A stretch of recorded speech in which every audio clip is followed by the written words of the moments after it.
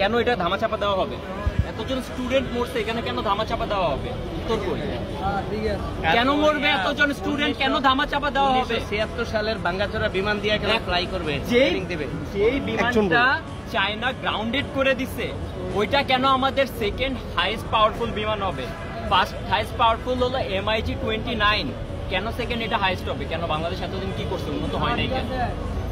আর কেন আর্মির কি ঠেকা পড়ছে যে এটা গোপন করতে হবে? কয়জন মারা গেছে রিপোর্টে, কয়জন কে করতেছে?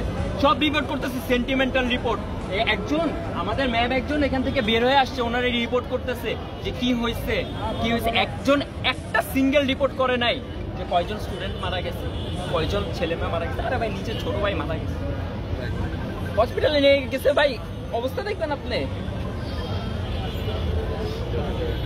এই যে অবস্থা, এগুলো হলো অবস্থা, এগুলো রিপোর্ট নাই।